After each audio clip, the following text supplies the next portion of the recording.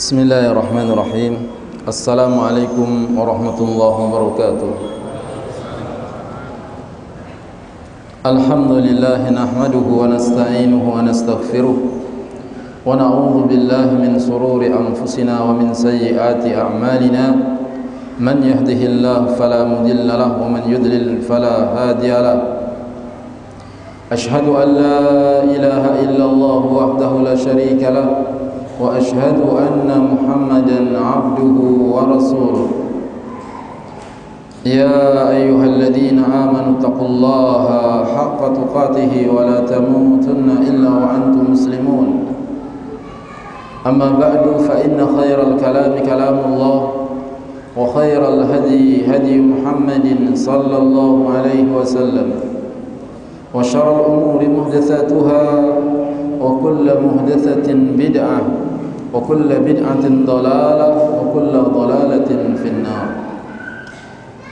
Kaum muslimin dan muslimat yang saya cintai, puji syukur kehadirat Ilahi atas nikmatnya yang Allah berikan kepada kita tiada henti, baik nikmat iman, nikmat Islam, juga nikmat sunnah Nabi sallallahu alaihi wasallam. Semoga Allah Ta'ala senantiasa mengistiqomahkan kita untuk terus berada di atas jalan Nabi-Nya sampai ajal tiba.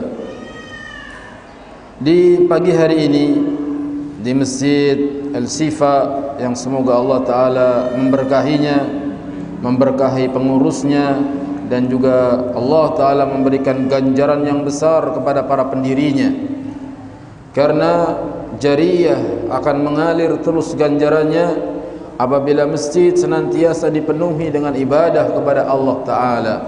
Semakin banyak yang beribadah, maka akan semakin banyak mengalir pahala kepada pewakafnya dan orang-orang yang telah berkiprah untuk membangunnya. Semoga kita juga mendapatkan keberkahannya. Adapun pelajaran kita pada pagi hari ini mengenai panduan keluarga sakinah, yang merupakan cikal bakal bagusnya negara yang sakinah, karena negara terbentuk dari keluarga-keluarga yang ada. Apabila keluarga-keluarga itu baik, maka akan menjadi masyarakat yang baik. Apabila masyarakat itu baik, akan menjadi negeri yang baik, dan akan muncul pemimpin-pemimpin yang baik insyaallah. Siapapun yang diangkat apabila muncul dari keluarga yang baik, insyaallah akan menjadi baik untuk kelanjutannya. Semoga Allah memperbaiki kita, keluarga kita, dan juga negeri kita. Sebelum membahas panjang lebar tentang masalah rumah tangga dan keluarga, atau istilahnya pernikahan, hendaknya seorang muslim mengetahui apa sih tujuan pernikahan dalam Islam. Sebenarnya untuk apa kita menikah? Apabila orang sejak melangkah awal sudah tidak tahu tujuannya, maka ibarat biduk yang tidak tahu kemana arah tujuannya, mungkin akan terombang-ambing di bawah gelombang tanpa tahu arahnya. Tujuan yang pertama daripada tujuan pernikahan adalah untuk memenuhi tuntunan naluri manusia yang asasi. Karena manusia di antara nalurinya adalah mencintai lawan jenisnya, sebagaimana yang Allah Ta'ala firmankan, yang ada bukunya di halaman 57, Zuyyina linnasi hubbus syahawati minan nisa. Dijadikan terasa indah dalam pandangan manusia cinta terhadap apa yang diinginkan berupa wanita-wanita. Dan keinginan ini apabila ditutup, apabila dicegah, akan menimbulkan bahaya. Apabila dibebaskan juga akan menimbulkan malapetaka. Maka Allah Ta'ala yang maha bijaksana memberikan aturan yang sangat tepat bagi manusia, yaitu pernikahan namanya. Jadi tujuannya untuk memenuhi tuntutan naluri manusia yang asasi. Maksud dari Allah Subhanahu wa Ta'ala menjadikan terasa indah dalam pandangan manusia cinta terhadap apa yang diinginkan ialah dengan pengadaan dan persiapan demi memperoleh manfaat dan menumbuhkan tabiat yang condong kepada sesuatu tersebut, sebagaimana dijelaskan oleh tafsir Al-Qurtubi.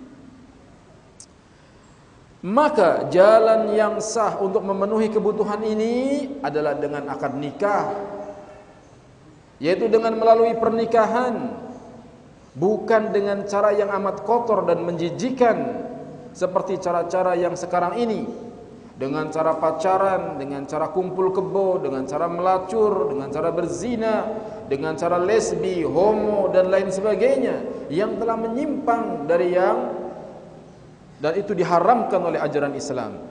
Allah Subhanahu wa taala berfirman dalam surat Al-Mu'minun ayat yang ke-5 sampai ke-7, walladzina hum li furujihim hafizun illa ala azwajihim aw ma malakat aymanuhum fa innahum ghairu malumin faman ibtagha wara'a dzalika fa ulaika humul aadun.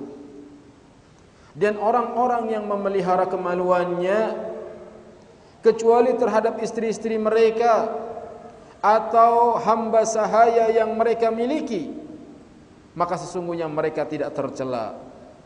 Tetapi barang siapa yang mencari di balik itu, maka mereka itulah orang-orang yang melampaui batas.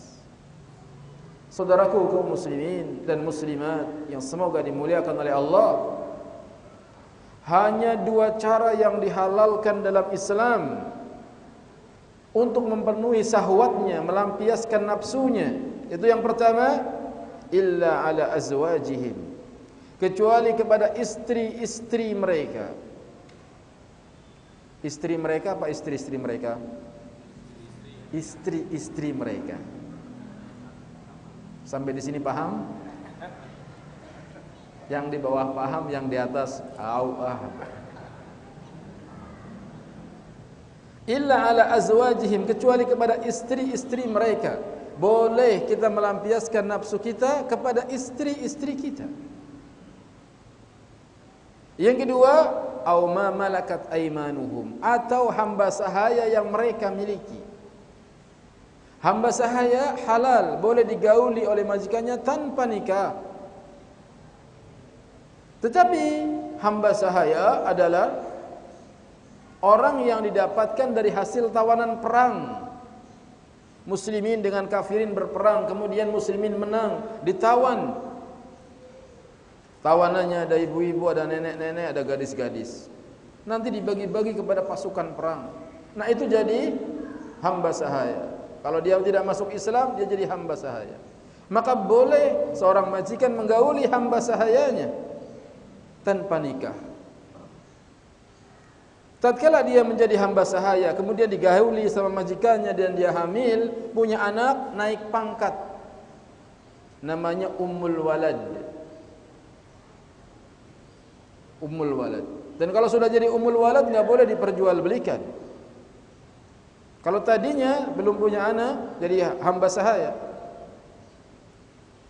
Dan pembantu kita bukan hamba sahaya. Takut salah paham. Kata Pak Ustadz halal. Ini hamba sahaya yang didapat dari mana? Tawanan perang. Ada 3 terjadinya hamba sahaya. Yang pertama karena peperangan. Yang kedua karena kemiskinan. Ketika ada orang miskin banyak anaknya, dijual di pasar budak, maka anaknya jadi budak. Cara yang ketiga perampokan. Jika satu kelompok merampok satu kampung dirampok semua, ya rampokannya itu jadi harta tawanan rampokan, dijual di pasar budak jadi budak. Islam hanya membenarkan terjadi perbudakan dari peperangan antara muslimin dan kafirin. Kalau perang dengan sesama muslim tidak bisa jadi budak. Inilah tujuan yang pertama untuk memenuhi tuntutan asasi manusia. Semua fitrah manusia mencintai pasangannya, maka pernikahan itulah jalannya. Yang kedua, pernikahan itu untuk membentengi akhlak yang luhur dan untuk menundukkan pandangan. Sebab laki-laki yang cinta kepada wanita tadi, kalau dia tidak menikah, itu matanya nggak bisa ditundukkan.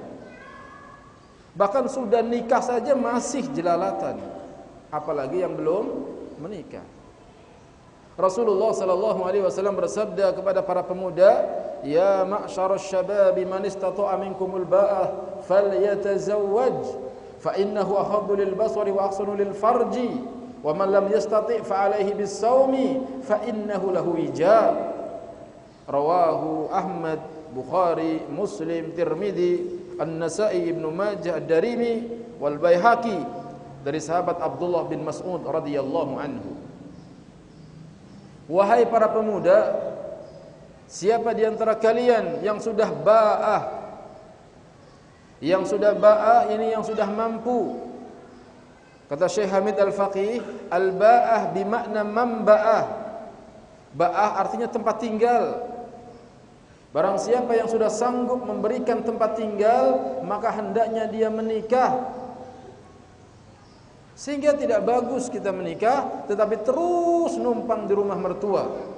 Tidak bagus. Sementara boleh, tapi sementahun tidak boleh. Numpang itu sementara, bukan sementahun. Mana dalilnya? Ini dalilnya. Man istata'a minkumul ba'ah. Siapa di antara kamu yang sudah bisa ba'ah, yakni menyiapkan mamba'ah, tempat tinggal. Falyatazawwaj, hendaknya dia menikah. Fa innahu aghaddu lil basar. Sesungguhnya menikah itu lebih bisa menundukkan pandangan, wa ahsanu lil farji, dan lebih bisa menjaga kemaluan. Jadi tujuannya untuk menjaga kemaluan. Wa man lam yastati' fa 'alaihi bis-shaum. Siapa yang belum sanggup untuk menikah, padahal nafsu juga besar, hendaknya dia saum. Dia berpuasa. Fa innahu lahu wija, sesungguhnya puasa itu adalah benteng. Memang puasa itu adalah benteng, benteng dari syahwat, dan yang kedua benteng dari api neraka.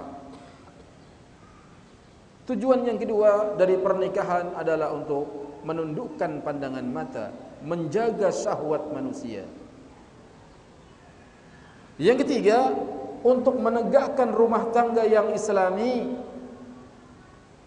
Di dalam Al-Quran disebutkan bahwa Islam membenarkan adanya talak atau perceraian jika suami istri sudah tidak sanggup lagi menegakkan batas-batas Allah, tidak sanggup menegakkan syariat Allah, sebagaimana yang Allah firmankan, at-talaqu marratani fa imsakum bima'rufin aw tasrihum bi ihsan wa la yahillu lakum an ta'khudhu mimma ataytumuhunna shay'an illa an yakhafa alla yuqima hududallah fa in khiftum alla yuqima hududallahi fala junaha 'alayhima fi maftadat bih tilka hududullahi fala ta'taduha wa man yata'adda hududallahi fa ulaika humudz zalimun.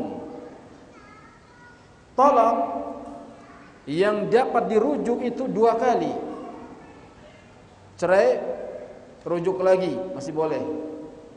Marah lagi, cerai lagi. Kemudian rujuk lagi, masih boleh. 3 kali cerai, maka sudah tidak boleh rujuk lagi. Sampai istrinya dinikahi oleh orang lain, lalu sampai orang lain menceraikannya, baru kita bisa rujuk kalau dia mau. Oleh karenanya laki-laki tidak boleh sembarangan menjatuhkan talak hanya karena sedikit kesalahan. Setelah itu suami dapat menahan dengan baik atau melepaskan dengan baik. Jadi setelah talak 1, talak 2, terserah suami. Dia mau tarik kembali, dirujuk boleh, mau dibebaskan juga boleh. Tidak halal bagi kamu mengambil kembali sesuatu yang telah kamu berikan kepada mereka, kecuali keduanya, yaitu suami dan istri, khawatir tidak mampu menjalankan hukum-hukum Allah. Mahar yang telah kita berikan kepada istri tidak boleh kita tarik kembali apabila kita mencerainya, kecuali istri yang hulu, istri yang melepaskan diri dari ikatan pernikahan suaminya, maka dia mengembalikan maharnya. Jika kamu wahai para wali khawatir bahwa keduanya tidak mampu menjalankan hukum-hukum Allah, maka keduanya tidak berdosa atas bayaran yang harus diberikan oleh istri untuk menebus dirinya. Ini dia. Suami istri sudah tidak bisa lagi harmonis, nasihat sudah tidak bisa lagi didengar, peringatan sudah tidak ada lagi manfaatnya. Maka ketika seperti itu, bolehlah istri meminta lepas ikatan dari suami dengan mengembalikan maharnya. Itulah hukum Allah, maka janganlah kamu melanggarnya. Barang siapa melanggar hukum-hukum Allah, maka itulah orang yang zalim. Aturan seperti ini hanya ada dalam pernikahan, sehingga bisa jelas rumah tangga. Sekiranya tidak pernikahan, dalam acara kumpul kebo atau yang semisalnya, maka enggak ada acara seperti ini. Enggak karu-karuan, enggak jelas. Kalau tidak ada pernikahan, hancur masyarakat. Orang hanya bisa mengenal ibunya, tidak mengenal siapa bapaknya. Seperti di negara-negara yang memberlakukan seks bebas misalnya. Anak hanya tahu ibunya dia, tapi bapaknya tidak tahu. Jadi tujuan yang luhur dari pernikahan adalah agar suami istri melaksanakan syariat Islam dalam rumah tangganya. Suami sebagai kepala rumah tangga bisa membimbing istri, bisa membimbing anak-anaknya. Kalau istri tidak mau, diberikan hukuman. Begitu seterusnya. Ada aturan. Selanjutnya hukum ditegakkan di dalam rumah tangga berdasarkan syariat Islam adalah wajib. Oleh karena itu, setiap muslim dan muslimah yang ingin membina rumah tangga yang islami, maka ajaran Islam telah memberikan beberapa kriteria tentang calon pasangan yang ideal, yaitu harus kafah, harus salihah. Kafa'ah menurut konsep Islam yaitu pengaruh buruk materialisme telah banyak menimpa orang tua. Tidak sedikit dari orang tua pada zaman sekarang yang selalu menitik beratkan pada kriteria banyaknya harta, keseimbangan dalam kedudukan, status sosial dan keturunan saja dalam memilih calon-calon putra-putrinya. Masalah kufu sederajat hanya diukur berdasarkan materi dan harta saja. Istilahnya kalau yang ngapel itu bawa Avanza, ini jarang ditolak. Tapi kalau yang ngapel datangnya naik ojek, ditanya aja enggak. Ini orang tua yang melihatnya dari sisi materi saja. Sementara pertimbangan agama tidak mendapat perhatian yang serius. Sedangkan agama Islam sangat memperhatikan kafa'ah atau sekufu atau kesamaan, kesepadanan dan sederajat dalam hal pernikahan. Dengan adanya kesamaan antara kedua suami istri itu, maka usaha untuk mendirikan dan membina rumah tangga yang islami insyaallah akan terwujud. Harusnya ada keseimbangan antara laki-laki dan wanita. Apalagi kalau perempuannya lebih tinggi kedudukannya, lebih tinggi derajatnya, lalu laki-lakinya rendah. Misalnya istrinya sarjana, suaminya lulus SD. Itu seringkali istri akan sombong. Dia tidak mau diatur oleh suami. Dan itulah awal daripada kesengsaraan. Sebab pemimpin dalam rumah tangga harusnya suami. Ketika istri yang menjadi pimpinan dalam rumah tangga, maka hancur, binasa rumah tangga tersebut. Makanya pilihlah istri yang salihah. Rasulullah sallallahu alaihi wasallam bersabda, "Tunkahul mar'atu li arba'in, limaliha wa lihasabiha wa li jamaliha wa li diniha, fadfar bidzatid dini taribat yadak." Seorang wanita dinikahi karena 4 hal. Yang pertama karena hartanya. Pilih istri yang kaya. Pertama. Yang kedua, walihasabiha, karena keturunannya. Kalau dia keturunan baik-baik, insyaallah buah jatuh tidak jauh dari pohonnya. Yang ketiga, walidiniha, karena agamanya. Kemudian walihasabiha, karena kecantikannya. Sebab kalau punya istri enggak cantik, ini kurang asik.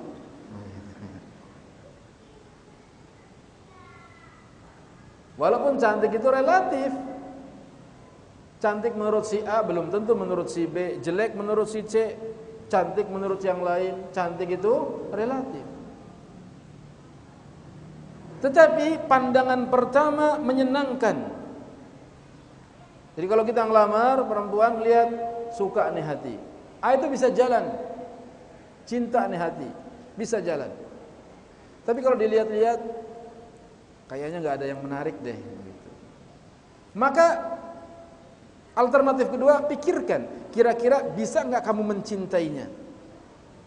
Pandangan pertama memang belum cinta, tapi kira-kira bisa nggak dipaksain untuk mencintainya? Kalau bisa, boleh jalan. Kalau kayaknya berat nih kayaknya nih. Apanya yang jadi pilihan kayaknya? Ketika seperti itu tidak boleh kita melanjutkan karena berbahaya nantinya. Baru sebentar menikah kemudian bercerai. Tetapi dari keempat pilihan wanita, hartanya, keturunannya, kecantikannya dan agamanya, apa kata Nabi? Fadfar bidzatid din taribat yadak. Pilih yang karena agamanya engkau akan beruntung. Hadis sahih diriwayatkan Imam Bukhari dan Muslim, Abu Dawud, Nasai, Ibnu Majah dan Ahmad dari sahabat Abu Hurairah radhiyallahu anhu. Pilih istri yang karena agamanya. Tapi yang bagus, yang asal-asalan kata orang. Asal kaya, asal cantik, asal keturunan baik-baik, asal agamanya baik. Itu namanya asal-asalan. Kalau ada yang begitu, jangan dikemana-manain. Hadis ini menjelaskan bahwa pada umumnya seseorang menikahi wanita karena 4 hal. Dan Nabi SAW menganjurkan untuk memilih yang kuat agamanya. Karena memilih yang salihah, karena wanita salihah adalah sebaik-baik perhiasan dunia. Ad-dunya mata wa khairi mata'id dunya al-mar'atu salihah. Dunia ini adalah perhiasan, dan sebaik-baik perhiasan dunia adalah wanita yang salihah. Syekh Muhammad ibn Salih ibn Utsaimin rahimahullah berkata, pilih wanita yang taat beragama, baik keislamannya, niscaya kamu beruntung. Maksudnya, hendaklah engkau menikahinya karena dia adalah sebaik-baik wanita yang dinikahi oleh seseorang. Wanita yang memiliki agama yang baik, meskipun raut wajahnya tidak cantik, akan tetapi akhlak dan agamanya membuatnya cantik. Maka pilihlah wanita yang taat beragama, baik keislamannya, niscaya kamu akan beruntung. Walaupun mungkin wajahnya biasa saja, tetapi agamanya baik, kalau dilihat menyenangkan. Kalau disuruh taat, kalau ditinggal bisa menjaga diri, kalau dicari ada. Itulah wanita yang salihah. Apalah artinya wanita cantik, akan tetapi dilihatnya manyun saja. Orang cantik manyun jadi serem. Apalah artinya cantik kalau disuruh enggak pernah taat. Suruh kopi, apa? Kopa kopi, bikin sendiri.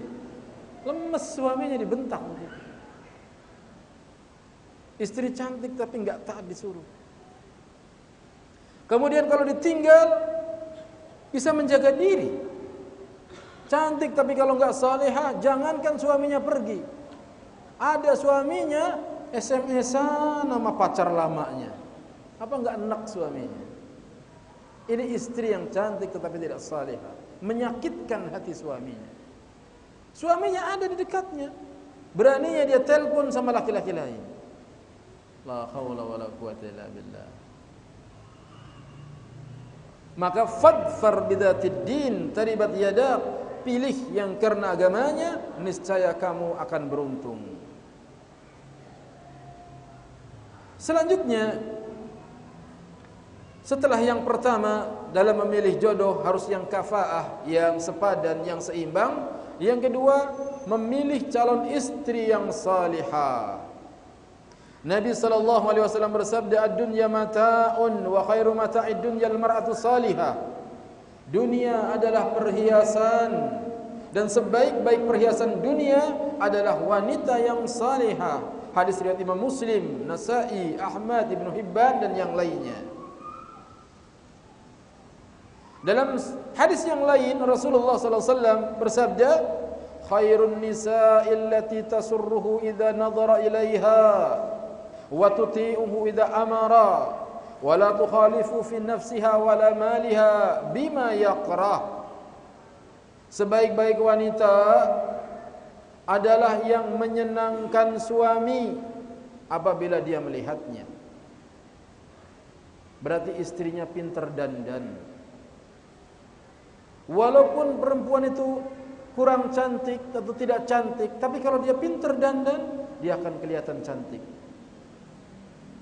Walaupun perempuan itu cantik, tapi kalau seminggu gak mandi, suami gak mau mendekati. Jadi perlu kita pandai dandan itu para wanita. Mentaati apabila suami menyuruhnya. Wanita yang salehah taat sama suami, apalagi kalau dipanggil ke tempat tidurnya, segera datang, tidak menunda-nunda.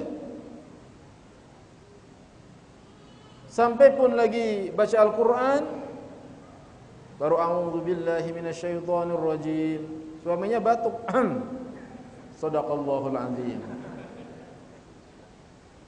Segera memenuhi panggilan, baru batuk doang. Tahu istrinya bagaimana suaminya menginginkannya. Tapi kalau suami lagi bengek ya enggak baca-baca Quran. Selanjutnya, tidak menyelisihi atas diri dan hartanya dengan apa yang tidak disukai oleh suaminya. Dia tidak mau memanfaatkan harta suami seenaknya, menjaga harta suaminya. Istri yang salehah, dia juga tidak mau melakukan perbuatan-perbuatan yang suami tidak suka apabila dilakukannya. Inilah istri yang salehah. Rasulullah sallallahu alaihi wasallam juga bersabda, "Arba'un minas sa'adah." 4 perkara yang termasuk bagian dari kebahagiaan. Al-mar'atu salihah. Yang pertama, pengen bahagia, punya istri yang salihah, yang kalau dilihat menyenangkan, kalau disuruh taat, kalau ditinggal bisa menjaga diri, kalau dicari dia selalu ada, bukan dicari enggak ada, dihubungin mailbox, suami jadi curiga. Yang kedua, wal maskanul wasi', rumah yang luas. Syarat bahagia setelah istri pertama salih, istrinya salihah, yang kedua rumahnya luas. Bagaimana rumah luas? Sekurang-kurangnya tidak punya 3 kamar. Ada kamar suami istri, ada kamar anak laki-laki, ada kamar anak perempuan. Kecuali pengantin baru 1 kamar cukup. Tapi kalau sudah punya anak, dia harus punya kamar. Pengen bahagia, yang kedua syaratnya rumah yang luas. Bukan rumah yang megah, bukan rumah yang mewah, rumah yang luas. Jadi luas belum tentu mewah. Yang ketiga, wal jarus salih, tetangga yang baik. Syarat bahagia adalah tetangga yang baik. Kalau kita punya tetangga yang baik, niscaya hidup kita akan ada sarana untuk bisa bahagia. Bukan tetangga yang hasad, tetangga yang iri dan dengki. Tiap kali kita mendapatkan kemajuan materi, maka dia iri, dia hasad. Tidak. Tetapi tetangga yang baik adalah tetangga yang menjaga rumah kita kalau kita sedang bepergian. Sampai pun kita tinggalin jemuran, maka ada yang angkatin tetangga. Pulang kita kerja, sudah disetrikain jemuran. Ini tetangga yang baik. Alhamdulillah saya tetangganya baik. Jemuran diangkatin, bahkan itu dicuciin, diangkatin. Pulang udah disikain. Akhir bulan 800.000. Kalau tetangga baik, kita juga harus baik. Istri salihah, rumah yang luas, kemudian tetangga yang baik. Wal markabul hani, dan kendaraan yang nyaman. Kendaraan yang nyaman. Hujan tidak kehujanan, panas tidak kepanasan. Tenang, macet sekalipun dia bisa tidur. Punya mobil ada supirnya. Itu nikmat. Istrinya salihah, rumahnya luas, tetangganya baik, kendaraannya nyaman, bahagia. Semoga Allah membahagiakan kita semua. Yang belum punya, Allah Maha Kaya. Kalau istri belum salihah gimana? Maka bisa dididik, bukan cari lagi. Dididik dulu, diperbaiki dulu yang ada. Kemudian Nabi mengatakan wa arba'un minas saqawah, 4 perkara termasuk kecelakaan, kesengsaraan. Al-jarus su wal mar'atus su wal maskanud dayyiq wal markabus su, yaitu tetangga yang buruk, istri yang buruk, rumah yang sempit, dan kendaraan yang buruk. Hadis sahih diriwayatkan oleh Imam Ibnu Hibban. Jadi ada 4 sarana kebahagiaan, ada 4 perkara yang bisa menyebabkan kesengsaraan. Semoga Allah menghindarkan kita dari kesengsaraan, dan semoga Allah memberikan kepada kita sarana-sarana kebahagiaan. Juga Rasulullah sallallahu alaihi wasallam bersabda, "Liyattahid ahadukum qalban syaqira wa lisanan dzakira wa zawjatan mu'minatan tu'inu ahadakum ala amril akhirah." Hendaknya engkau memiliki hati yang bersyukur. Jadi bahagia itu kalau kita bersyukur. Apapun yang telah Allah berikan, sebanyak apapun, kalau hati tidak bersyukur, maka tidak akan bahagia. Rumah tangga tidak akan bahagia kalau kita tidak bersyukur. Punya istri cantik, masih kurang cantik, dia ngelihat lagi istri orang lain, istrinya lebih cantik daripada istriku. Akhirnya gelisah hatinya. Begitu dia mendapatkan istri yang lebih cantik, ternyata akhlaknya tidak sebaik dengan istri yang pertama. Dia pun sedih lagi. Sebagaimana yang disebutkan dalam buku Sayyidul Khatir, di antara penyebab tidak bahagianya seorang adalah karena dia selalu melihat orang lain yang lebih dalam urusan dunia. Syukuri apa yang ada. Yang di rumah itu dia yang terbaik buat kita. Kurang-kurang dikit, maklumi. Apabila kamu melihat wanita yang cantik di jalanan dan kau tergerak syahwatmu, segera pulang, temui istrimu. Yang ada pada yang di jalan ada juga pada istrimu. Yang ada pada wanita yang di jalan ada juga pada istri kita yang di rumah. Cuman beda dikit doang. Maka kita harus bersyukur. Kemudian yang kedua, lisan yang selalu berzikir. Hendaknya kita punya lisan yang selalu berzikir kepada Allah. Ini pengen bahagia. Dan sebaik-baik zikir diantaranya la ilaha illallah. Kemudian alangkah hebatnya keutamaan istighfar. Banyak-banyak kita beristighfar, mengucapkan astagfirullah, astagfirullah, astagfirullah. Datang seseorang kepada Syekh Abdul Aziz bin Baz, "Syekh, sudah 7 tahun aku menikah belum punya anak." Kata Syekh bin Baz, "Senantiasalah kamu berzikir kepada Allah." Maka setahun kemudian datang cerita, "Syekh, istri saya sudah hamil." Keutamaan istighfar. Bahkan datang kepada Imam Hasan Al-Basri, ada orang yang datang mengadu, Syekh, kekeringan melanda di mana-mana. Dia jawab istighfar, banyak-banyak istighfar. Ada yang lain lagi datang, Syekh, saya sudah lama menikah enggak punya anak, banyak-banyak istighfar. Yang lain lagi datang, Syekh, saya sempit rezekinya, susah mendapatkan rezeki. Dijawab oleh Imam Hasan Al-Basri, banyak-banyaklah istighfar. Sehingga ada orang yang bertanya, datang kepadamu orang mengadukan dengan berbagai problema, tetapi jawabanmu cuma satu, yaitu istighfar. Kata Imam Hasan Al-Basri, aku tidak mengatakan ini dari diriku. Tidakkah engkau membaca firman Allah Ta'ala dalam surat Nuh? Faqultu astaghfiru rabbakum innahu kana ghaffara yursilis samaa'a 'alaikum midrara wa yumdidkum bi amwalin wa banin wa yaj'alakum jannati wa yaj'alakum anhara. Dan kami perintahkan, mohonlah ampun kepada Tuhanmu, sesungguhnya Allah Maha Pengampun. Yursilis samaa'a 'alaikum midrara, niscaya Allah akan turunkan kepada kamu hujan yang deras. Wa yumdidkum bi amwalin wa banin, dan Allah akan memberikan pertolongan kepadamu dengan amwal, harta benda, wa banin, dan anak-anak. Jadi istighfar akan mendatangkan hujan, istighfar bisa mendatangkan anak, istighfar mendatangkan rizki, amwal.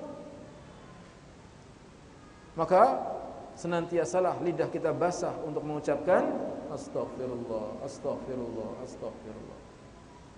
Baca pagi petang Sayyidul Istighfar, Allahumma anta rabbi la ilaha illa anta khalaqtani wa ana abduka wa ana ala ahdika wa wa'dika mastata'tu a'udzubika min syarri ma sana'tu abu'u laka bi ni'matika alayya wa abu'u bi dhanbi faghfirli fa innahu la yaghfiru dzunuba illa anta. Kemudian yang ketiga, istri yang beriman yang membantu urusan akhirat seorang dari kalian. Hadis sahih diriwayatkan Imam Ahmad dan Tirmidzi. Jadi syarat kebahagiaan, satu, hatinya bersyukur, lisannya berzikir, istrinya salihah yang membantu suaminya untuk taat beribadah. Dipanggil suaminya taat, segera datang, tidak menolaknya. Sebab kalau seorang lelaki memanggil istrinya ke tempat tidurnya, dia menolaknya, ada dua keadaan.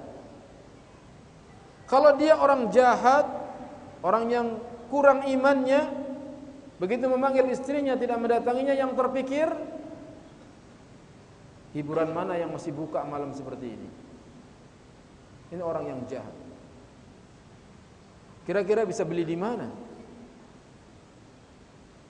Kalau dia orang baik suaminya, istrinya diajak tidak mau mendekatinya, apa yang dipikir oleh orang yang baik? Siapa lagi yang harus saya nikahi? Ini kalau orang baik, pikirannya positif. Dua-duanya tidak menguntungkan bagi seorang wanita. Maka segeralah taati perintah suamimu. Menurut Al-Quran dan As-Sunnah yang sahih dan penjelasan para ulama bahwa ciri-ciri wanita salihah, satu, taat kepada Allah dan taat kepada Rasulnya.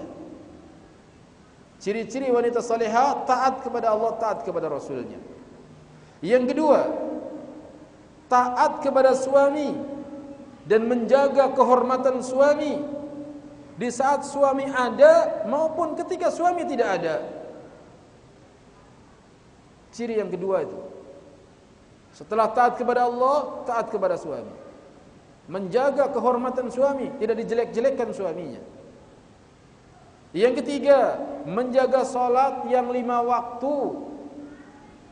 Ciri-ciri wanita yang salihah, salatnya dijaga. Bukan ditelepon, "Dah salat belum?" Belum. Kenapa belum? Kita sudah pulang dari masjid, dia belum salat juga. Maka yang seperti ini kurang syaratnya menjadi istri salihah. Yang keempat, melaksanakan puasa Ramadan. Yang kelima, memakai jilbab yang menutupi seluruh auratnya, tidak pamer kecantikan sebagaimana wanita jahiliyah.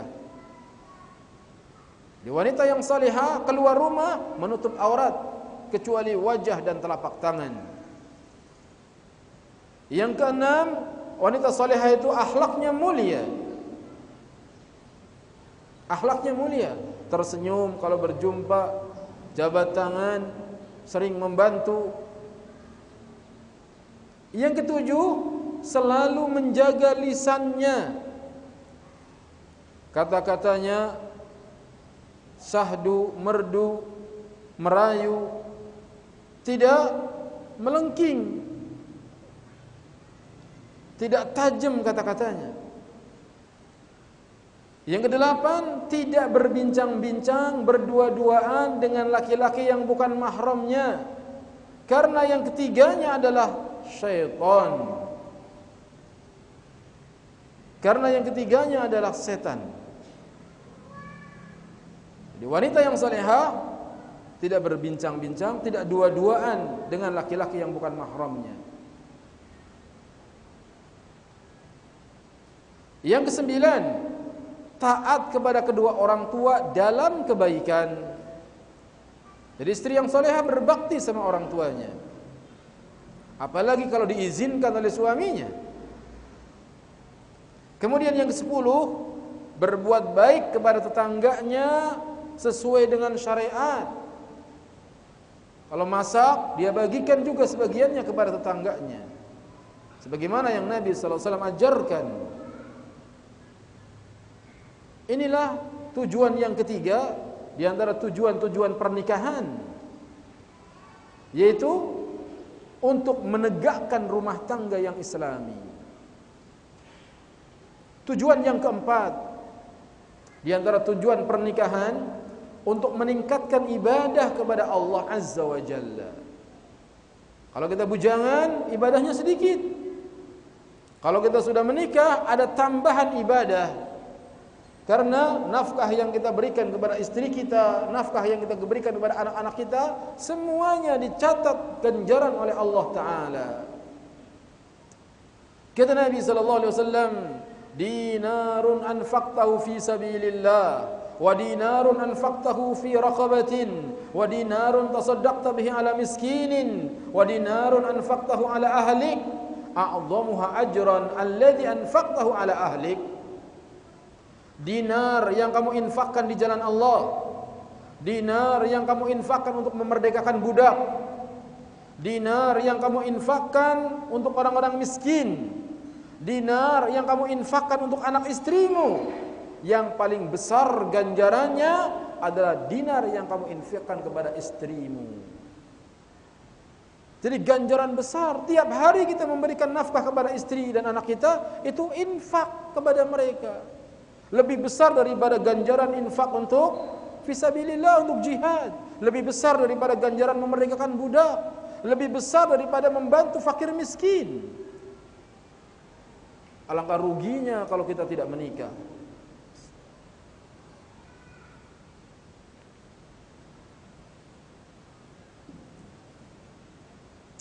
Bahkan campur suami istri itu juga berpahala.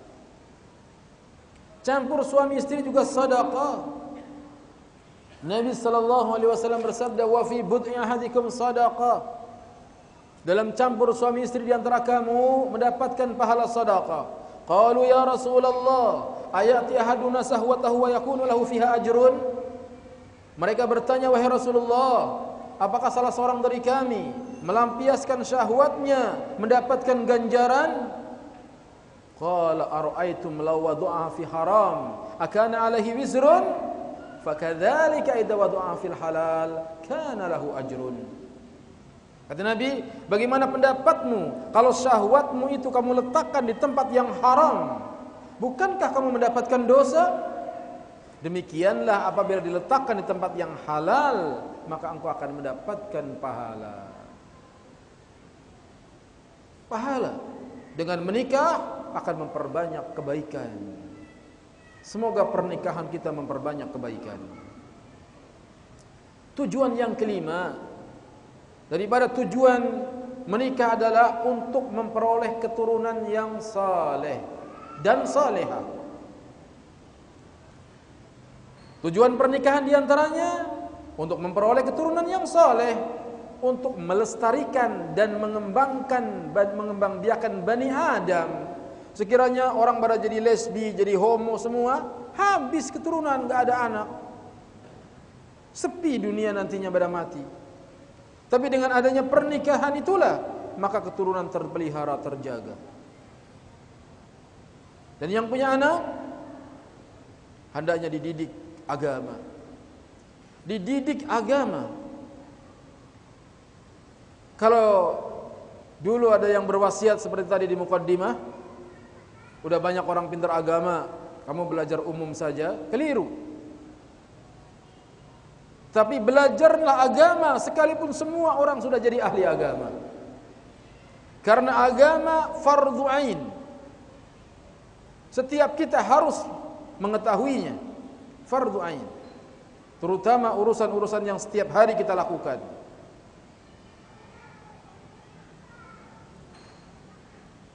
Kenapa?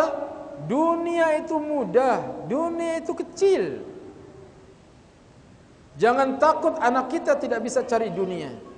Jangan pernah takut. Kenapa? Karena bayi umur 4 bulan dalam kandungan ibunya diutus malaikat. Fayu'maru bi arba'i kalimat bikatbi rizkihi wa ajalihi wa amalihi wa saqiyun aw sa'idun. Allah telah tentukan rizkinya, Allah telah tentukan ajalnya, Allah telah tentukan amalnya, dan Allah telah tentukan bahagia dan celakanya. Urusan dunia, urusan yang mudah. Akhirat ini yang harus benar-benar kita jaga. Maka Al-Quran mengatakan, wal akhiratu khairul laka minal ula. Akhirat lebih baik bagimu daripada dunia. Ibtaghi ma atakallahu daral akhirah wa la tansa nasibaka minad dunya. Cari olehmu kehidupan akhirat, jangan lupakan bagianmu di dunia. Yang disuruh cari akhirat, dunia sekedar jangan dilupakan. Bahkan dalam hadis qudsi Allah Ta'ala berfirman, ya ibna Adam tafarrah li ibadati amla'u qalbaka ghinan wa amla'u yadayka rizqan. Wa ya ibadi la tubaidni amlau qalbaka faqran wa amlau yadayka suhlan. Sahih rawahu Ahmad. Wahai hambaku, kata Allah, sungguh-sungguhlah kamu dalam beribadah kepadaku. Aku akan penuhi hatimu dengan kekayaan, dan aku akan penuhi tanganmu, kedua tanganmu dengan rizki. Orang yang sungguh-sungguh dalam beribadah kepada Allah, hatinya menjadi kaya hati, dan tangannya dipenuhi dengan rizki. Janganlah engkau menjauh dariku, karena aku akan penuhi hatimu dengan kefakiran, dan aku akan penuhi kedua tanganmu dengan kesibukan. Orang yang selalu mengejar dunia, hatinya fakir, tangannya sibuk, selalu sibuk. Enggak ada waktu untuk menuntut ilmu, enggak ada waktu untuk sholat berjamaah, enggak ada waktu bahkan untuk keluarganya saja enggak ada waktu. Enggak ada sempat untuk ngobrol sama anak, ngobrol sama istri. Bahkan ada yang keluar kota 3 bulan, pulang seminggu, keluar negeri lagi setengah tahun, pulang sebulan, pergi lagi. Istrinya aja enggak pernah ketemu sama dia. Inilah kesengsaraan yang dirasakan oleh orang-orang yang mengejar dunia. Padahal begitu mati, tidak ada satupun yang dibawa. Mobilnya tidak dibawa, rumahnya tidak dibawa, hartanya yang disimpan di bank tidak dibawa. Enggak ada yang dibawa. Demikian juga perempuan kalau sudah meninggal, suaminya yang paling cinta sekalipun enggak mau menemaninya di kuburan, tidak mau. Walaupun istrinya cantik, kaya, tak mau nemenin. Kecuali laki-laki yang palsu apanya? Kesetiaannya. Istrinya meninggal, pura-puranya ikut nemenin di kuburan, dikipasin kuburannya. Karena waktu hidupnya istrinya kalau mau tidur minta dikipasin. Begitu udah meninggal, dikipasin juga. Orang lain pada pulang, dia nggak mau kipasin terus. Ayo pulang, nggak mau kipasin. Sampai menjelang maghrib, gak mau pulang juga, keluarganya bingung, jangan-jangan stres nih orang. Panggil kiai, nasihatin. Mas pulang. Setia sama suami gak begitu caranya. Tapi ini pesen dia waktu masih hidup Pak Kiai. Pesen apaan kata Kiai? Dia pesen, kalau saya mati, kamu jangan nikah lagi sebelum kuburanku kering.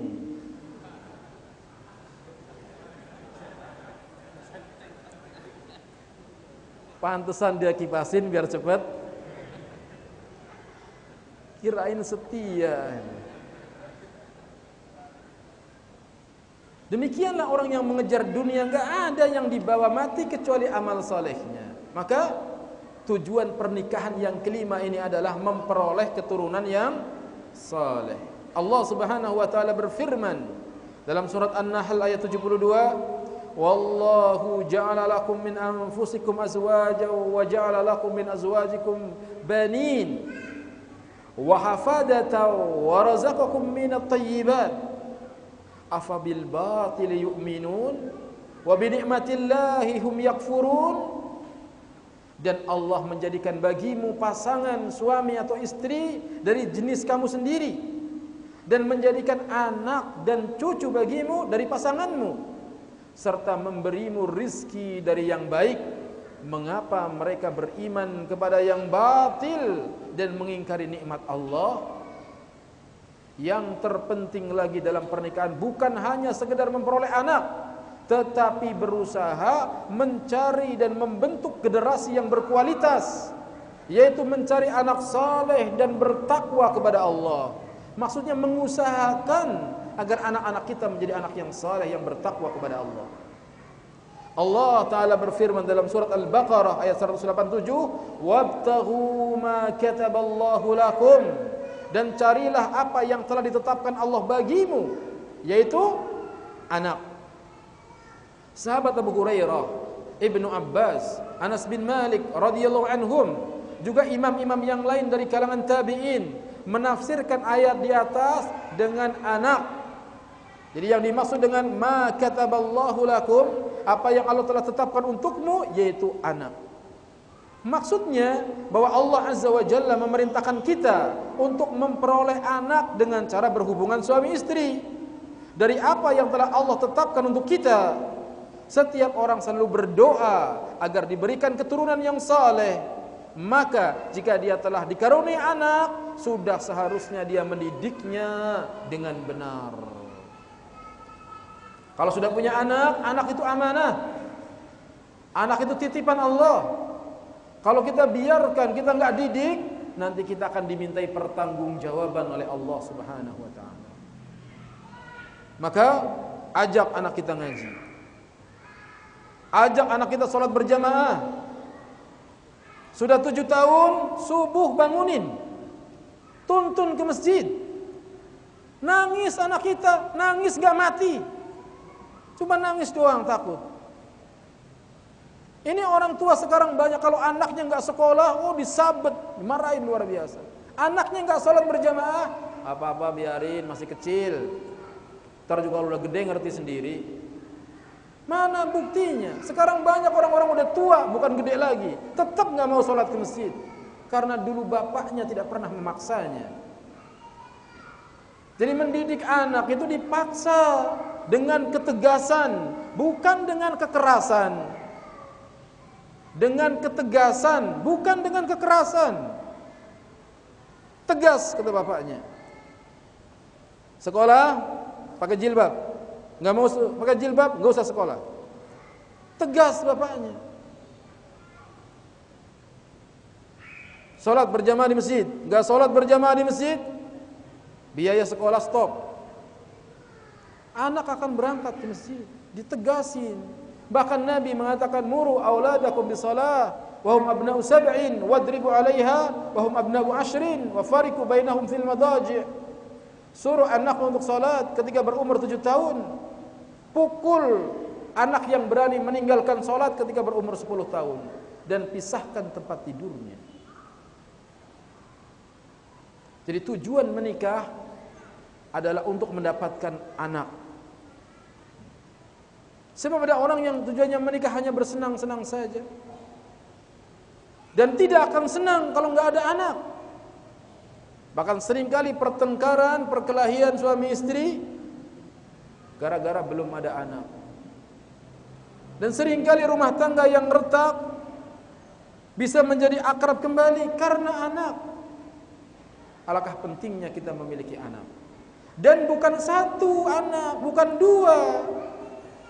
Kalau bisa 25. Anak 25. Dan jangan tanya berapa istrinya. Ya 25 kalau satu kan enggak mungkin.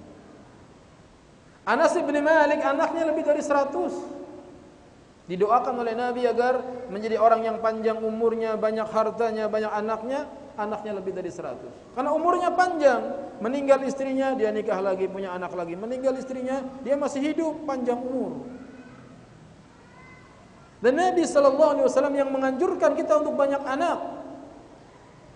Beliau SAW bersabda, "Tazawwajul wadudal waluda, fa inni mukathirun bikumul anbiya'a yaumal qiyamah."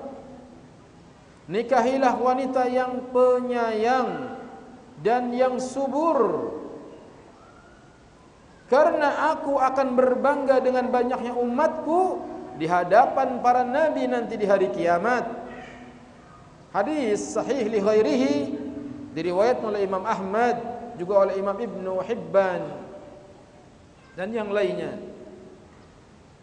Tazawajul wadudal walud, fa inni mukathirun bikumul anbiya yaumal qiyamah.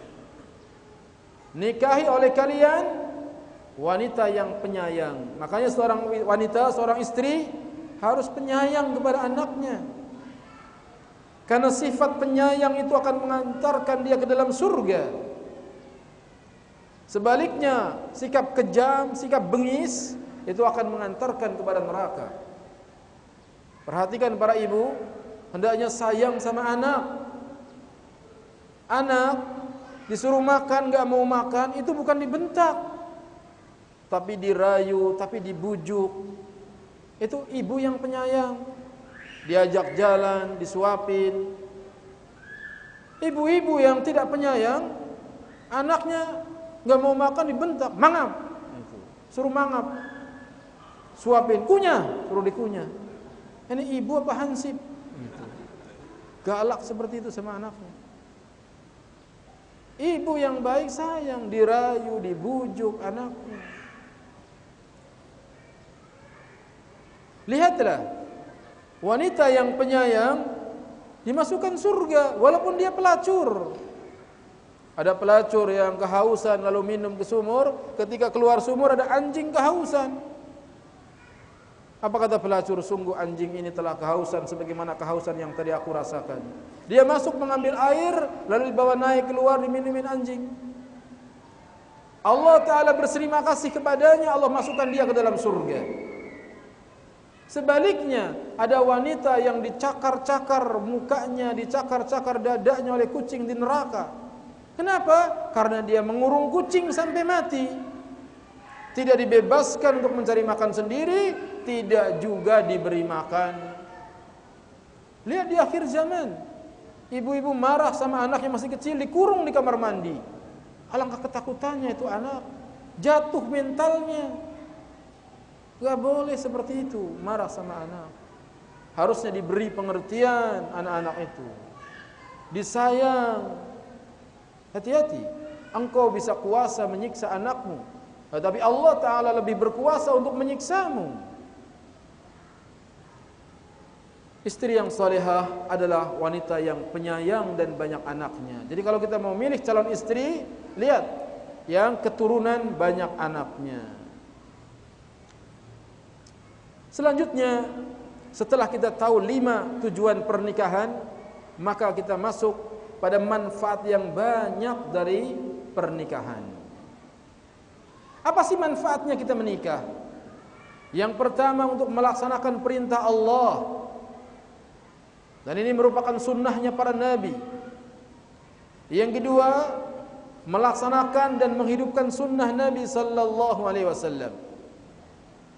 Nabi sallallahu alaihi wasallam orang yang paling bertakwa, tetapi Nabi sallallahu alaihi wasallam orang yang paling banyak istrinya dari umatnya. Umatnya hanya diperbolehkan maksimal 4, sedangkan Nabi ada riwayat 9, ada riwayat 11, bahkan ada riwayat 30 lebih, yaitu yang sudah dilamar tapi yang belum dinikahi, ada yang sudah dinikahi tapi belum digauli. Jadi menikah adalah sunnah Nabi sallallahu alaihi wasallam. Manfaat yang ketiga, menikah bisa menundukkan pandangan. Pandangan bisa tertunduk dengan sebab pernikahan. Yang keempat, menjaga kehormatan lelaki juga perempuan. Kalau tidak ada pernikahan, maka kehormatan hancur. Sebab laki-laki membutuhkan pemenuhan syahwat, sebagaimana wanita juga membutuhkan pemenuhan syahwatnya. Maka menikah itulah jalannya. Yang kelima, terpelihara kemaluan dari maksiat.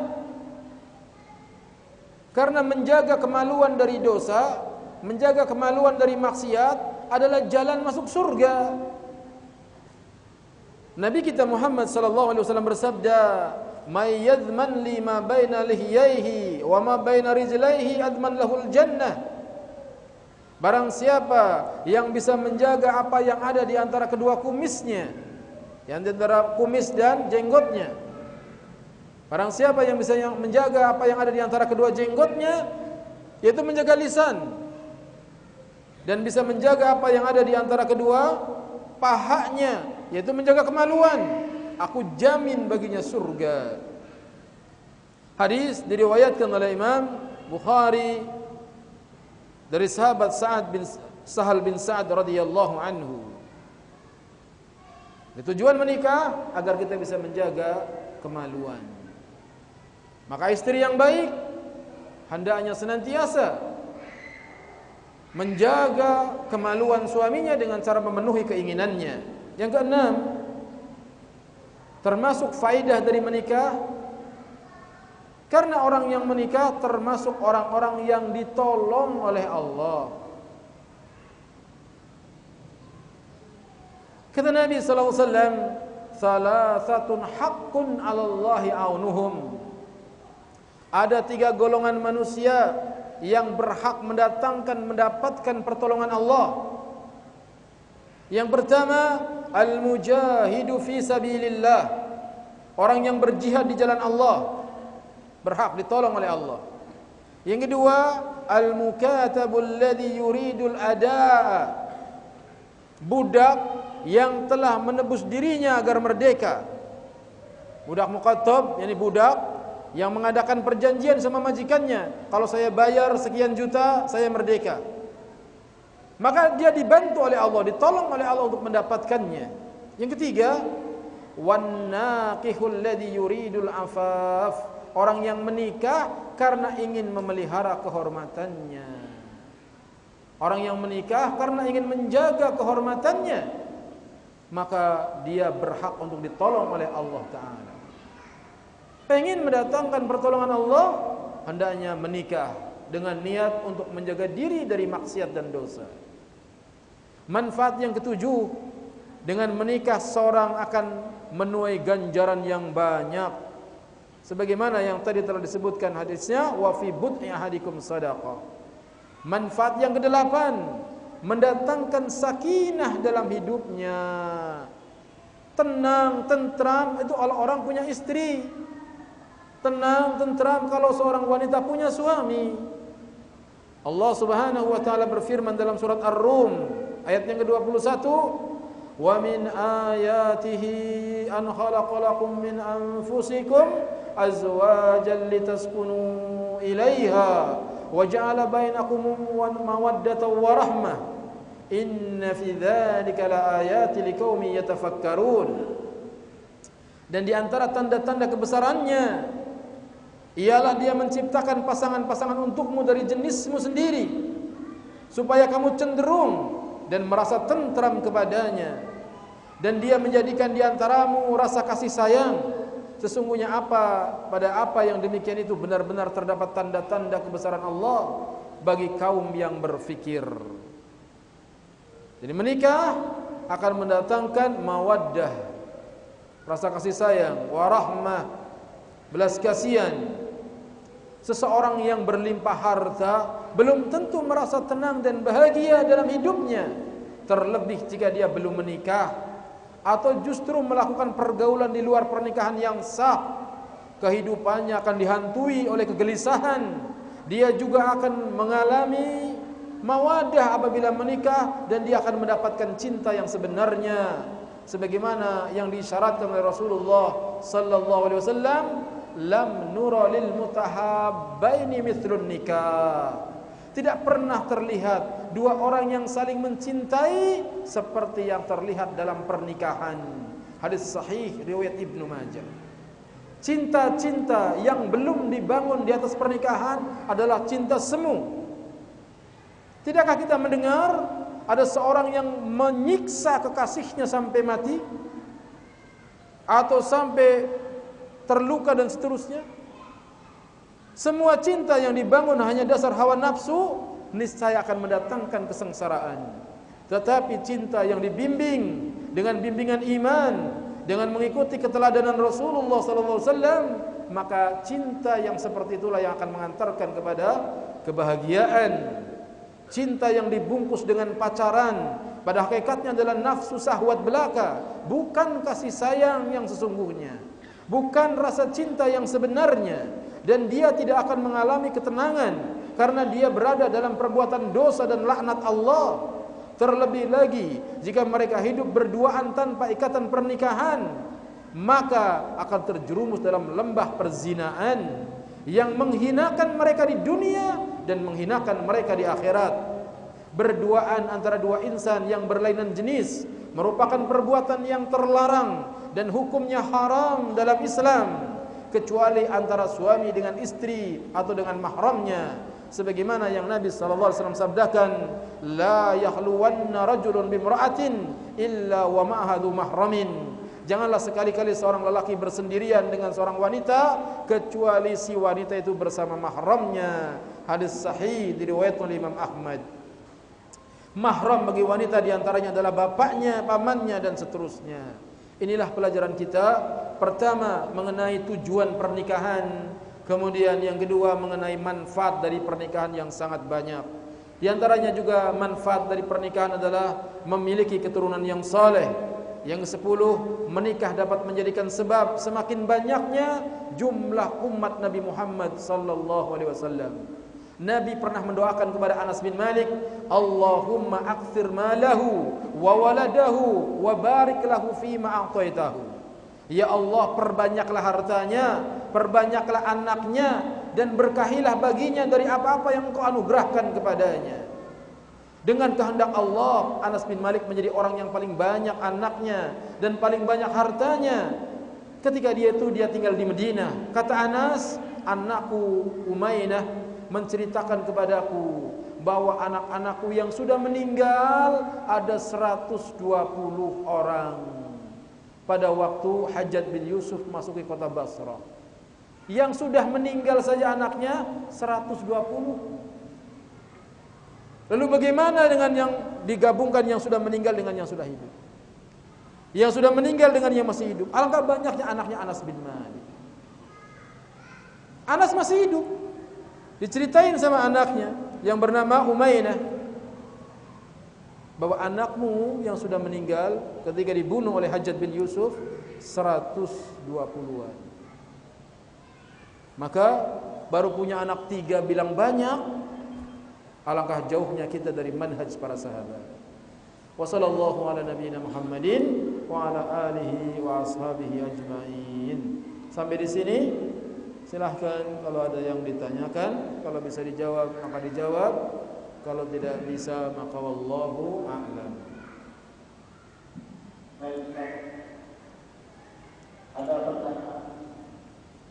Seorang istri menggugat cerai ke pengadilan agama. Dikabulkan dan dapat surat cerai, tapi mahar tidak dikembalikan ke suaminya. Apakah Seorang istri meminta cerai, lalu datang ke pengadilan agama, lalu suaminya menjatuhkan talak, maka ini hukumnya hukum talak. Hukum talak yang dikabulkan oleh suami bukan hulu, maka tidak harus mengembalikan maharnya dan perceraiannya sah. Wallahu a'lam. Yang kedua, memberi sanksi apa kalau istri tidak mau pakai jilbab? Apakah bisa? Kalau istri disuruh pakai jilbab nggak mau juga, apakah perlu dicerai? Tidak serta-merta kita mencerai istri. Hendaknya seorang suami membujuk istrinya, mendidiknya dengan kasih sayang, dengan kelembutan. Kemudian juga membelikan jilbabnya. Bagaimana suami nyuruh pakai jilbab, jilbabnya nggak ada? Ada cuman 2. Sekarang hitam, besok putih, sekarang besok hitam. Istri zaman sekarang tidak senang dengan kesederhanaan. Makanya suami-suami yang ingin istrinya memakai jilbab, hendaknya dia membelikan jilbabnya, kemudian juga menyampaikan ilmunya, dikenalkan dengan wanita-wanita yang sudah berjilbab. Dan itu butuh proses panjang. Jangan serta-merta kita baru ngaji, tahu wajibnya jilbab bagi istri, langsung disuruh istri pakai jilbab. Kalau nggak mau, cerai. Nah, ini nggak benar seperti itu. Tidak benar.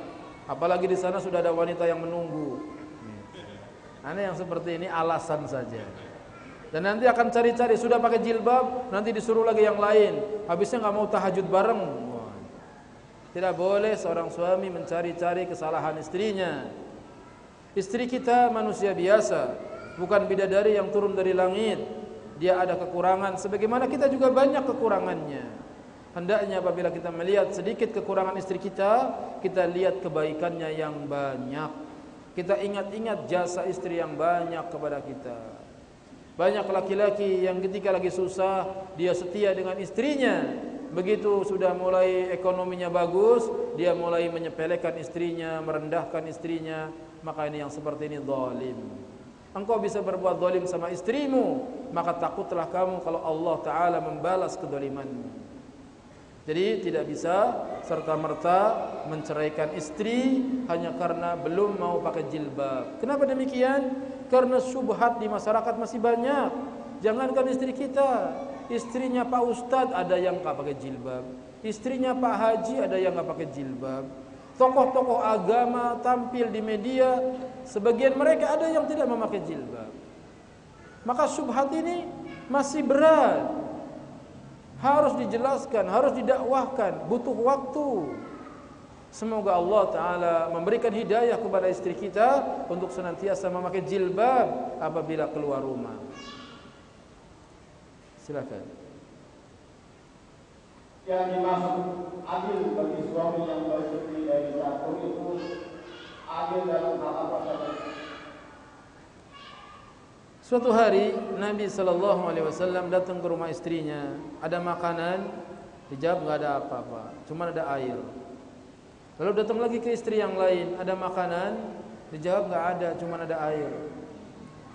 Istrinya 9, nggak ada apa-apa di rumahnya. Ini Rasulullah SAW adil, sama-sama nggak ada yang dikasih. Tapi tuntutan adil dalam agama ada 2. Yang pertama adil dalam giliran. Di sini semalam, di sana semalam. Di sini seminggu, di sana seminggu. Ini adil dalam giliran. Yang kedua, adil dalam nafkah. Misalnya jatah istri sehari 100.000. Kemudian jatah anak sehari misalnya 20.000. Istri yang anaknya 5 berarti dia mendapatkan 100.000 tambah 20 kali 5. Jadi berapa? 200.000 sehari. Istri kedua belum punya anak, masih gadis, berarti cuma dapat berapa? 100.000. Adil dalam nafkah dan adil dalam giliran. Adapun rasa cinta, orang tidak bisa adil. Mungkin dia lebih cinta kepada istri yang pertama daripada istri yang kedua, atau sebaliknya. Jangan kira istri yang kedua pasti selalu dicintai, belum tentu. Ada orang yang baru saja menikah, baru mau punya anak satu. Apa sekarang bilangnya? Saya mau ceraikan saja istri saya. Kenapa demikian? Oh, dia begini, dia begini, dia begini. Inilah betul apa yang disebutkan dalam buku Sayyidul Khatir. Orang suka melihat istri tetangga lebih cantik daripada istrinya, lalu dia mencari istri yang cantik. Ternyata kebahagiaan tidak berada dalam kecantikan, tetapi kebahagiaan ada dalam kesalehan. Antum yang pada mau nikah lagi, hendaknya berpikir ulang. Jangan cuma ikut-ikutan. Kecuali yang udah terlanjur. Jangan ikut-ikutan. Setiap ketemu temannya nanya, udah berapa nih istrinya? Udah berapa nih istrinya? Jangan. Ada kalanya kebahagiaan dalam istri yang lebih dari satu, ada kalanya kebahagiaan ada dalam istri cuma satu. Jangan kira orang yang istrinya banyak pasti lebih bahagia, belum tentu. Pulang ke istri pertama dimarahin, pulang ke istri kedua dimarahin juga. Tidur di pos hansip. Apa enaknya seperti itu?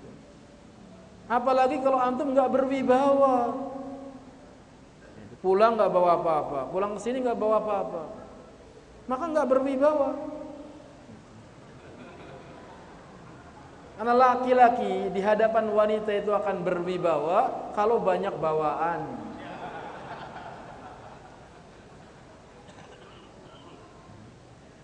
Kalau nggak banyak bawaannya, duit pas-pasan, cerita pengen nikah lagi, jangan. Jangan terjun tanpa payung. Pengen melayang-layang malah nyungsep gitu. Bebannya berat. Tapi kalau tanyakan masalah adil, pertama adil dalam giliran, yang kedua adil dalam nafkah. Itulah adil. Silahkan. Ustaz, kita disunahkan untuk memperbanyak anak keturunan.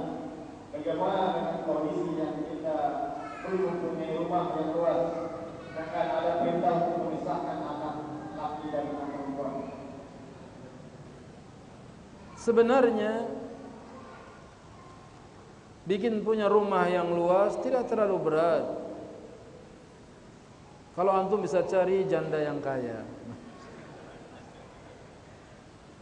Nikah dengan orang yang sudah punya rumah. Itu caranya.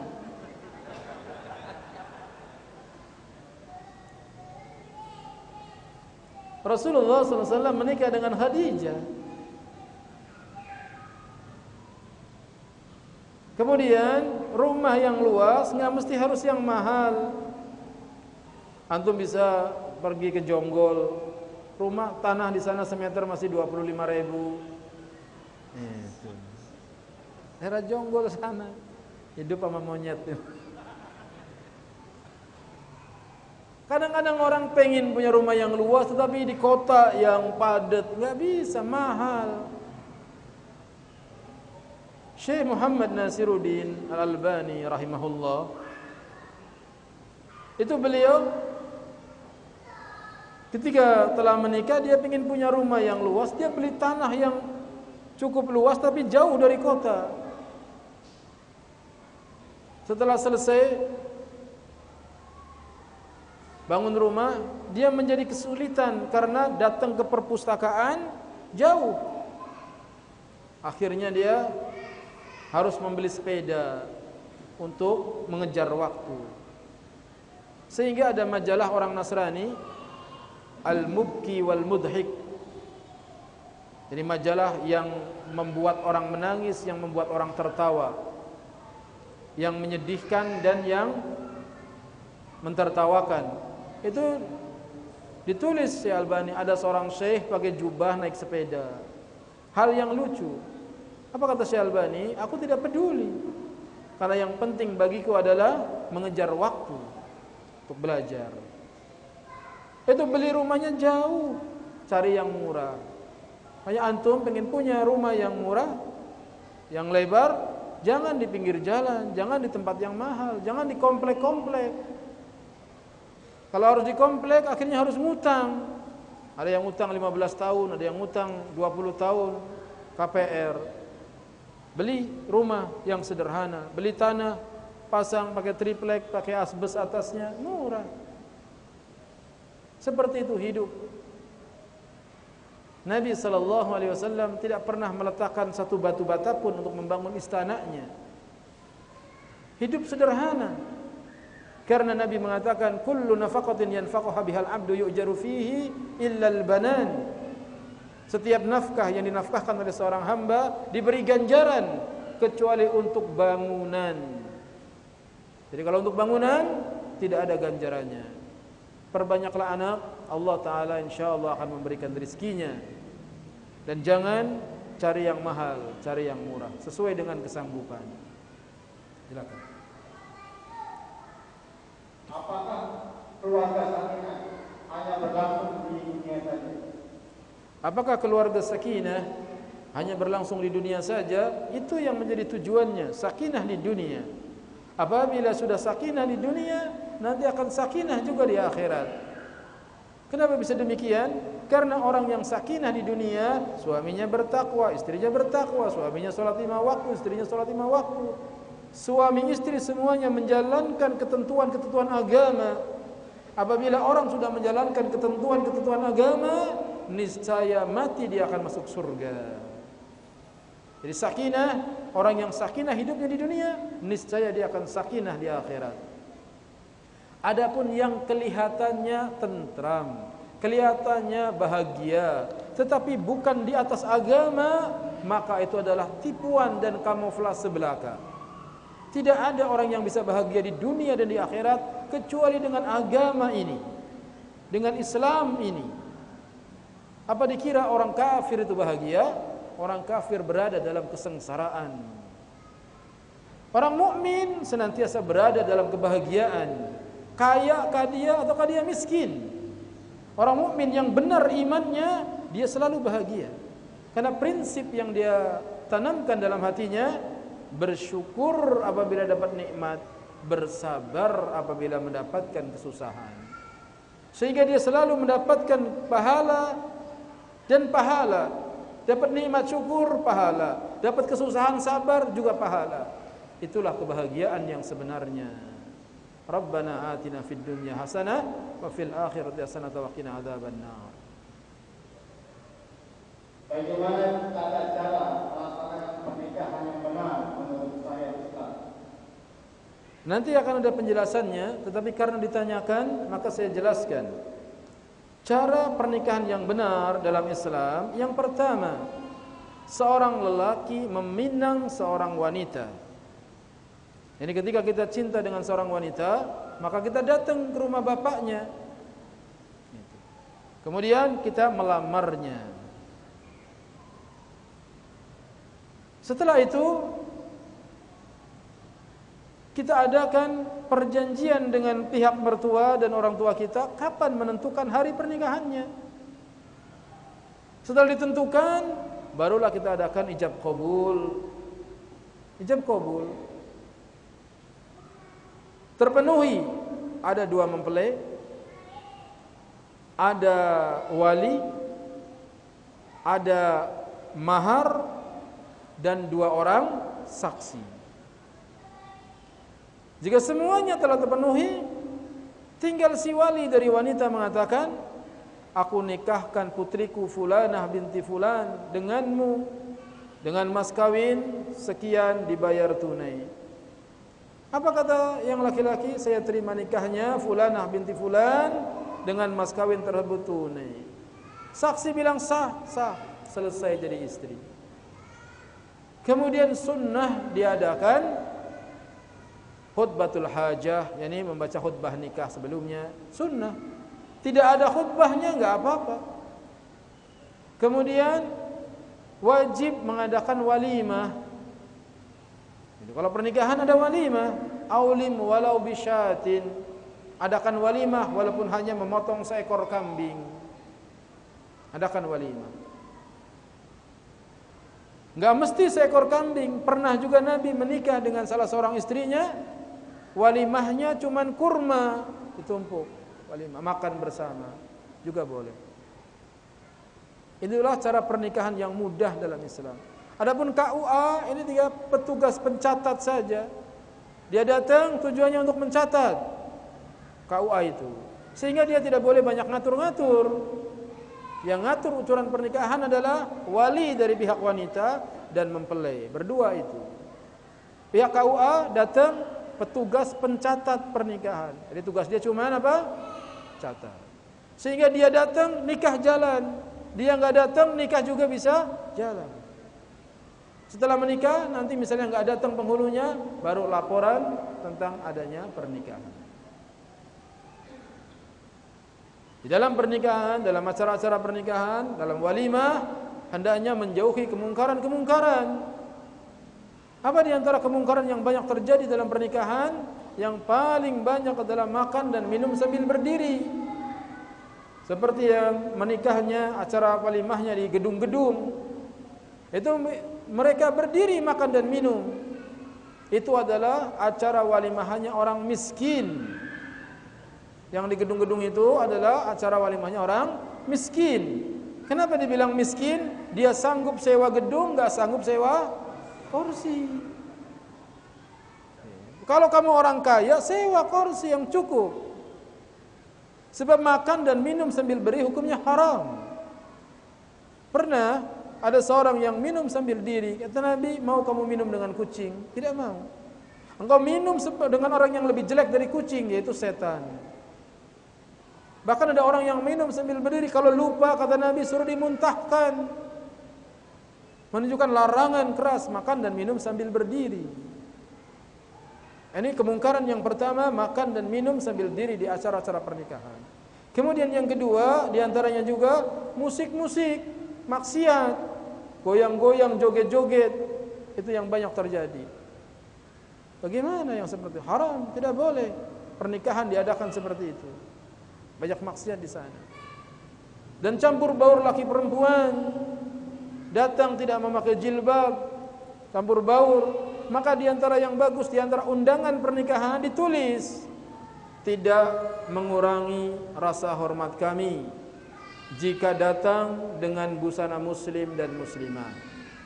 Ditulis, sehingga ketika datang pakai busana muslim dan muslimah. Pasang sapam, kalau yang bukunya nggak benar pulang.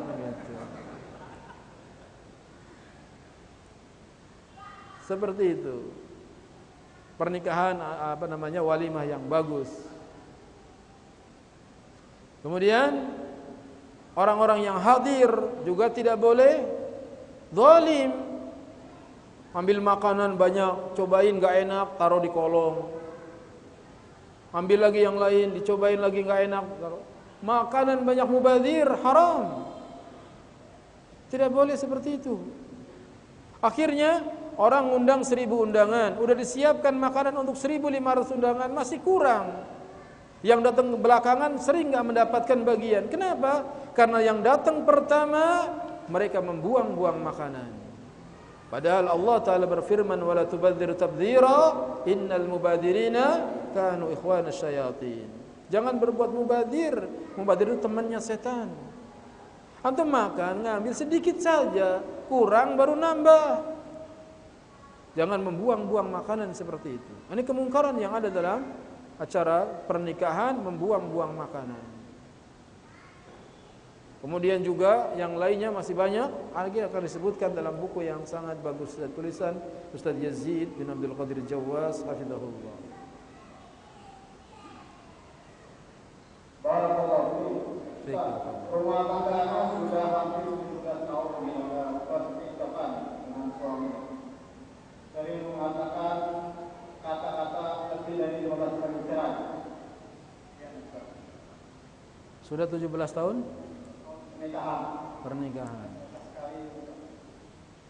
Iya, suami sering mengucapkan cerai karena suami jahil. Suami tidak mengerti agama.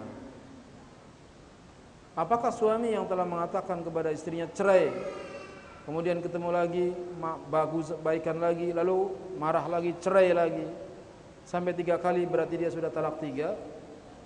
Secara zahir Quran dan Sunnah menjelaskan demikian, jatuh talak 3. Karena Nabi ketika ditanyakan kepada Syekh Ali Hasan mengenai yang seperti itu, maka dihukumi dengan uruf, dengan kebiasaan masyarakat kita. Kita mencerai istrinya, walaupun sudah 3 kali cerai. Ketika dibawa ke pengadilan agama, lalu diketuk palu, jatuh talak berapa? 1. Karena kita nikahnya dengan pengadilan agama, dengan kantor urusan agama, maka perceraian juga harusnya dengan kantor urusan agama. Maka seorang wanita apabila mendengar kata-kata dari suaminya, "Saya cerai kamu," bilangin, jangan cuma ngomong di sini, laporin sama KUA. Kita nikah tidak berdua, nikah dengan kantor agama, maka cerai juga lewat kantor agama, sehingga nanti dapat surat. Yang seperti itu harus dididik suaminya, harus dekat dengan kiai, ustadz yang ada di tempatnya untuk minta bimbingan, minta nasihat bagaimana cara berumah tangga yang baik, sehingga tidak gampang menjatuhkan talak. Karena ada 3 perkara yang sungguh-sungguhnya dianggap sungguh-sungguh, main-mainnya juga dianggap sungguh-sungguh, yaitu nikah, talak, dan rujuk. Jadi main-mainnya saja dianggap sungguh-sungguh.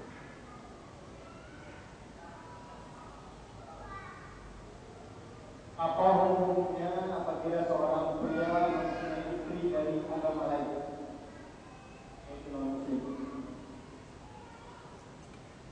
Seorang muslim menikah dengan wanita ahlul kitab diperbolehkan, sebagaimana yang ada dalilnya dalam surat Al-Maidah.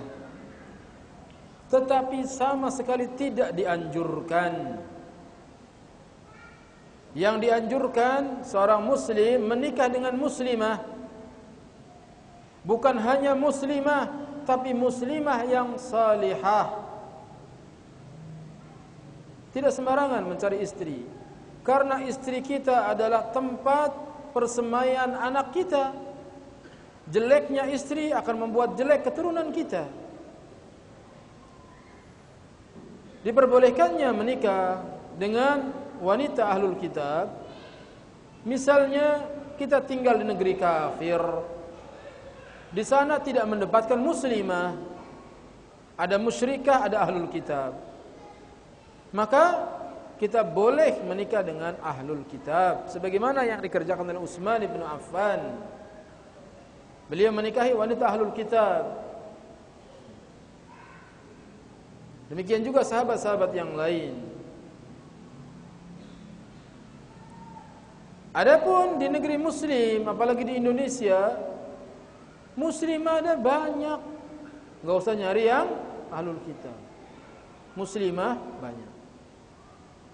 Keadaan yang kedua, jatuh cinta yang berlebihan dengan wanita ahlul kitab misalnya, yang rasanya kalau enggak sama dia mati. Nah, yang seperti ini darurat. Tapi bukan lebay, dibuat-buat.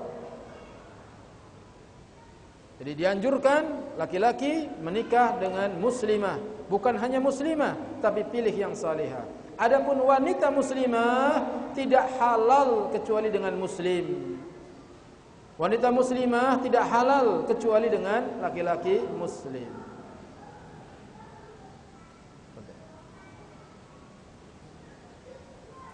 Selanjutnya, bagaimana cara ta'aruf dan nazar yang suatu saat? Ta'aruf atau nazar sesuai dengan syar'i biasa. Misalnya antum ketemu di jalan, ketemu di pengajian, ngelihat perempuan cantik, lalu antum tanya sama temannya siapa dia, rumahnya di mana, kemudian kita datengin ke rumahnya. Kalau mau ngobrol, saya mau bertamu ke rumahmu, begitu. Sudah, ditunggu, datang ke sana, ngobrol, begitu, di rumah si wanita. Kalau kira-kira cocok, berlanjut. Cantik, tapi gitu kadang ngobrol, pelengap begitu, nggak jadi deh, gitu. Nggak nyambung nih kalau ngobrol. Bagus sekali sebuah kisah yang disampaikan oleh Ustaz Muhibbur Rahman tentang pernikahan yang indah. Suatu hari seorang ikhwan naik bis. Ketika naik bis, dia duduk, lalu dia bersin. Hasim. Lalu dia bilang alhamdulillah. Tiba-tiba ada suara wanita di belakang menjawab yarhamukallah. Begitu dilihat, wanita berjilbab sambil memandang ke jendela luar, dia yang menjawab yarhamukallah. Timbul rasa cinta ikhwan ini. Lalu dia mengambil kertas, tulis, siapa namamu, mana alamatmu. Kemudian kertasnya disodorkan ke belakang. Sama wanita itu langsung dijawab, katanya, nama saya ini, alamat saya di sini lengkap. Sudah diberikan. Maka enggak lama dicarinya alamat itu. Sampai di sana ketemu alamatnya. Lalu ditanya, benar ini rumahnya si fulana? Dijawab oleh bapaknya, iya, itu anak saya. Ada apa datang ke sini? Saya datang ke sini ingin belajar sama bapak. Karena bapak pintar mendidik anak-anak bapak. Yang kedua, jika diperbolehkan saya ingin menikah dengan anak bapak. Anak saya yang mana? Anak saya ada 4, semuanya perempuan. Begitu. Katanya anak bapak yang mana saja. Begitu.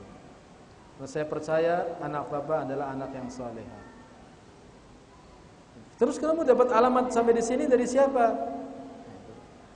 Dan dijelaskan bahwa dengan perempuan yang pernah duduk di belakang saya bersin dan begini dan seterusnya. Akhirnya dinikahkanlah, saat itu juga dipanggil tetangga dan maharnya duit yang ada di dompetnya. Pernikahan terjadi. Maka sering kalau berkumpul dengan anak-anaknya, sekarang anaknya sudah 4 atau berapa, dan ternyata perempuan itu hafidhah, hafal 30 juz Quran. Dan sekarang punya pondok pesantren. Kalau ngobrol sama anaknya, bilang seperti itu, katanya. Lihat no, ibumu, katanya. Saya bersin doang, dia jadi istri saya.